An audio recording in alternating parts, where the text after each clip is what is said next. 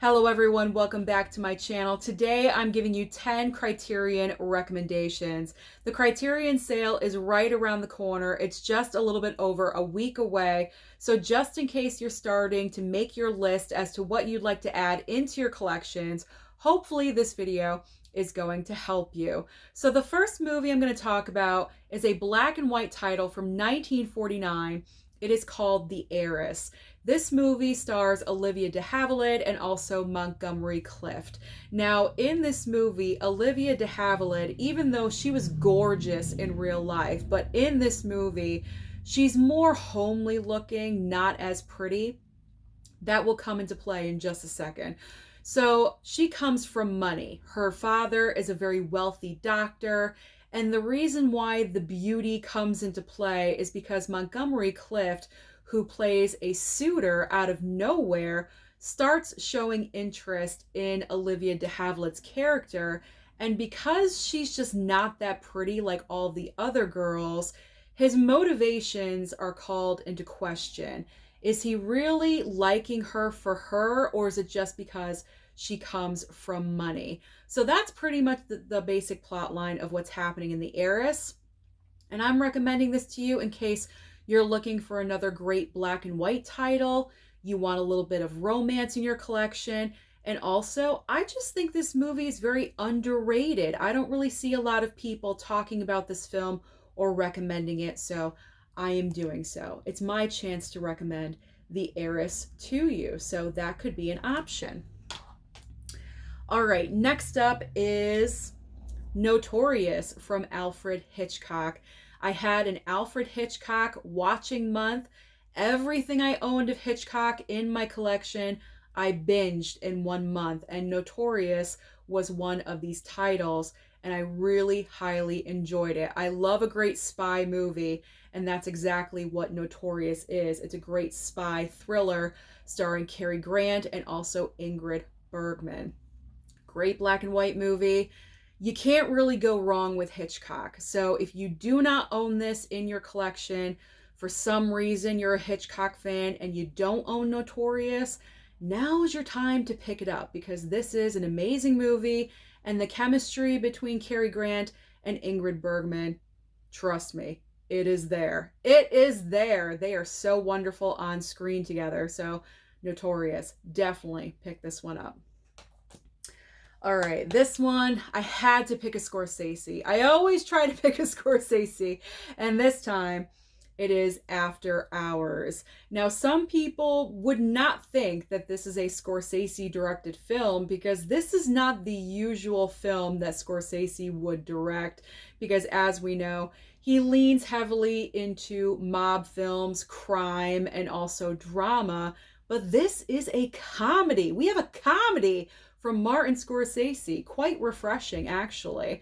So we have Griffin Dunne, who plays our main character right here on the cover, and this entire movie takes place over the course of one night. One insane, chaotic night. So the movie starts off with Griffin Dunne. I think he's getting off of work or something. And I think if I'm remembering correctly, he goes to a diner and he randomly runs into Rosanna Arquette's character. And I think they exchange phone numbers or something, and he plans to meet up with her later on in the evening. That's always the warning. You should never meet out late at night, you know what I'm saying? You're just asking for trouble. And that's what happens. So he goes to meet up with Rosanna Arquette later on in the evening, and it just turns into the literal night from hell. Chaos and anarchy. Anything that you can imagine that could happen happens in this movie, but it's a fun ride the entire way through. So if you've never seen After Hours, then I highly recommend this title as well. You definitely need it for the Scorsese collection. All right, movie number 4. We have like a family ensemble comedy. It is called The Day Trippers. This is a great movie to watch if you're in the mood for something that is not 2.5 hours long. This is like what, an 87-minute comedy. It's nice and short and quick and to the point. So you have this wife who is very suspicious about her husband. She thinks her husband is cheating on her right in the beginning of the movie. This is actually a Thanksgiving option, even though there are not any like direct references to Thanksgiving in the movie. But right in the beginning of the film, when the husband and the wife are driving home, you find out through dialogue that they're driving home from someplace else Thanksgiving night. So it's Thanksgiving night. Actually, this is a Black Friday movie because all the events take place the next day on Black Friday. So Thanksgiving, Black Friday. So if you need more Thanksgiving films, you could always add this into your watch pile because of the whole family element that is here. So that's good. But getting back to the plot line. So the wife thinks that her husband is cheating on her. She goes to her family. Her Hope Davis that's her name, right? Yeah, Hope Davis. Hope Davis plays the main wife that suspects her husband of cheating. Parker Posey plays her sister. And that is what sold me because I love Parker Posey and I just had to see this movie because she's in it. And she's great in the film, as I suspected. As always, she's great. So you have Parker Posey as the sister. You have Liev Schreiber, who plays Parker Posey's boyfriend. You have Ann Mira, who plays the mother of the family. I'm not sure who the father is. I did not recognize him. But anyway, Hope Davis goes to her family, tells them what she is suspecting her husband of doing. So they all get into the car, the station wagon. They drive into the city. They're all going to confront the husband. It's crazy. It's crazy. It's funny. It's ridiculous. So like I said, if you need something a little bit more lighthearted, family, centric, ensemble oriented, whatever you want to say, then The Day Trippers is a good option. And again, could be a Thanksgiving movie, a non-Thanksgiving Thanksgiving movie. You could always put that into your pile. So I highly recommend this as well. I'm noticing I'm saying highly recommend after every single one. I apologize. I got to stop doing that. Okay. Because obviously I recommend all of these to you. Okay, that's the entire point of the video, but let's move on. We're too far in. We're not stopping now. All right. Bringing Up Baby. This should be no surprise that I am recommending this movie to you because when I was talking about this title before in a previous video, I believe when I was talking about my Katharine Hepburn and Audrey Hepburn movies, I watched this in April when I was binging all Hepburn for a month. Oh my gosh, I have not laughed at a movie like this. I cannot even tell you the last time I did. This movie is so funny. Another black and white title. This is from 1938. So very early Katharine Hepburn and also Cary Grant. These two, when they are together on screen, it was magic. They worked together numerous times and their chemistry is just so good. But I think out of all the movies that I saw with them together, this one is the best. It is so funny. And I'm talking about from your gut, you are laughing hysterically. The entire family was.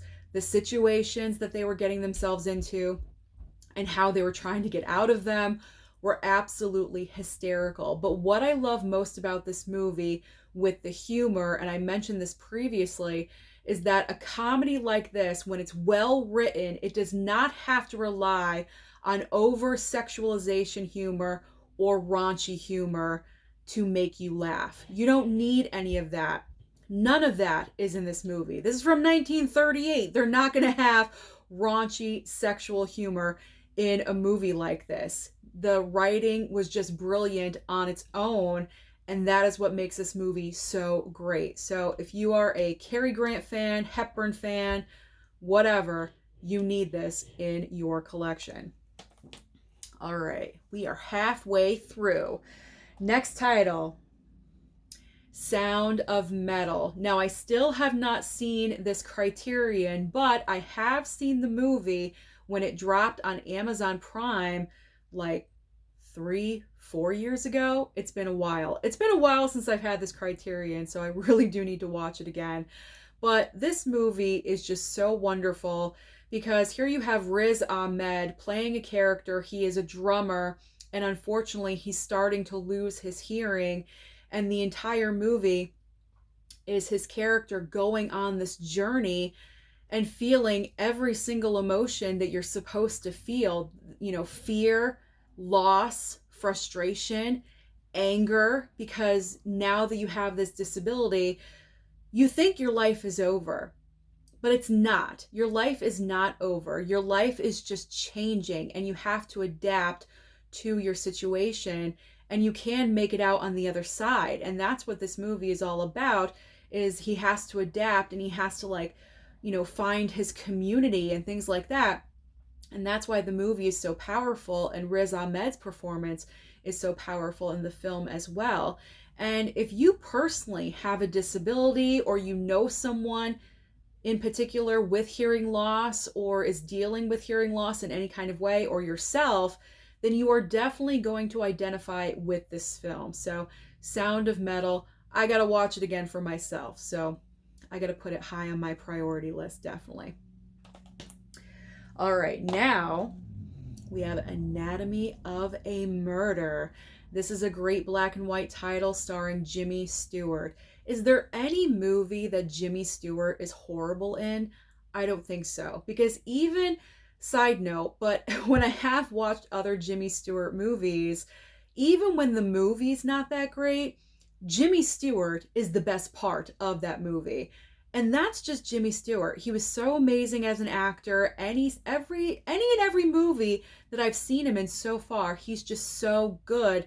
And this is the case of this movie. He really carries this film. Jimmy Stewart plays a lawyer. He's a defense attorney who is defending this man who is the husband of this woman who claims another man was attacking her. So her husband committed murder to defend her. There we go. That's the entire idea right there.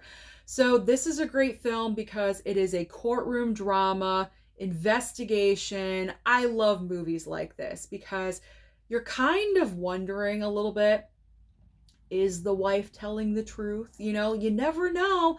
There could always be some times where the wife is lying and doesn't really want to admit what's really going on and what's really happening. So there is that question. I was questioning at some points during the movie, did it really happen? Were they having an affair? You're thinking about all these things. So I recommend this one to you highly if you're like me. If you love courtroom dramas and investigation and crime and things like that, then Anatomy of a Murder you definitely will enjoy. Now, there's only one aspect that I do want to let you know. This movie is 161 minutes long. So it is a little bit longer than most movies, but it is well worth it. Trust me on that. So Anatomy of a Murder. Especially if you love Jimmy Stewart, definitely pick up this one. Definitely. All right. So the next film, you guys know I love biopics and true stories. And when this came to Criterion recently, I absolutely knew I had to pick it up. And that is Labomba. Labomba, oh my God. Love it. Absolutely love it. This is the true story of the life and unfortunate death of Ritchie Valens at the time. He was young. I think he was just in high school when he rose to fame.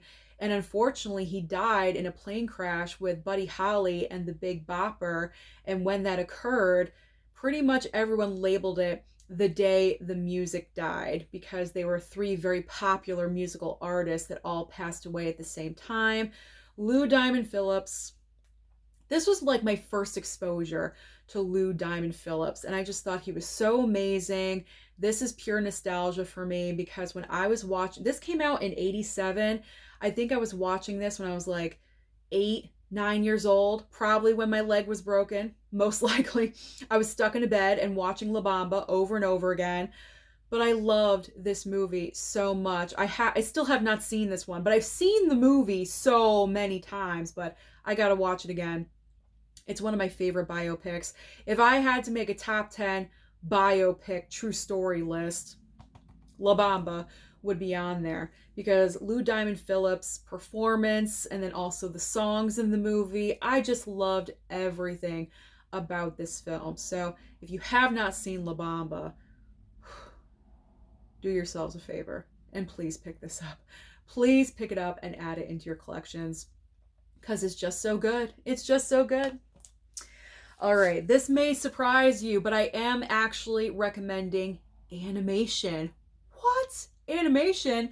It is Guillermo del Toro's Pinocchio. So I watched this originally on Netflix because the year this was winning, it was sweeping all of the awards for Best Animated Feature, and I still had not seen the movie, so I streamed it on Netflix.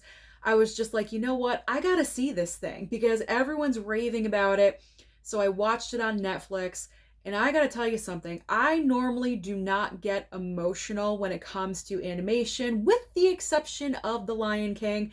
The Lion King still gets me every single time. I am like a fountain when it comes to The Lion King. But let me tell you something. With Guillermo del Toro's Pinocchio, I was almost there. I was tearing up numerous times during that film. And that says a lot. That says a lot because that is very much against my character when it comes to animation. But the way this movie was put together, and this is not a straightforward retelling of your typical Pinocchio tale. It has like the baseline and the heart of Pinocchio that we know and love, but it's pretty much a complete retelling of the story, except for the heart. You know, you got the heart, you got the soul in there, but a complete retelling, different circumstances, and Guillermo del Toro just knocked it out of the park with this one. So if you've been waiting on this one for some reason, now is the time. Take advantage of the 50% off, pick up the 4K, and get this for yourselves because this one is a fantastic title as well. All right. Final recommendation. Here we go. I mean, I gotta go with Thelma Louise. I mean, Thelma and Louise is just so, it's iconic at this point, really. I mean, there's been so many references to Thelma and Louise. I mean, did the phrase ride or die come from Thelma and Louise? If not, it should have, because this is literally the definition of ride or die, okay? So you have Thelma and Louise, played so brilliantly by Susan Sarandon and Gina Davis. They are best friends in this movie. They're going on a trip somewhere. They stop in this like honky-tonk bar. A guy starts getting a little bit rough with Gina Davis's character. Susan Sarandon takes care of the situation, and then the two ladies are on the run. They are on the run, and you are just rooting for them the entire way. Brad Pitt is in this movie. Very sexy and shirtless. Brad Pitt is in this movie. This is where Brad Pitt kind of became a household name. He was in movies, but this is what really, like, you know, made him a star, was being in Thelma and Louise. I was so excited when this announcement came along last year because this is just one of those movies that is just, it stays with you. You miss it kind of when you don't see it for a while. This is definitely one of Ridley Scott's best movies that he's ever made. So I definitely highly recommend Thelma and Louise, and this is the 4K. The 4K of this looks amazing. Very, very well done. So it is definitely worth the pickup. So those are my 10 recommendations for Criterions that you should definitely consider picking up during the Criterion sale. So comment down below and let me know if you're interested in any of the titles that I recommended or what you do plan on picking up. Don't forget to like and subscribe before you leave, and I'll see you next time.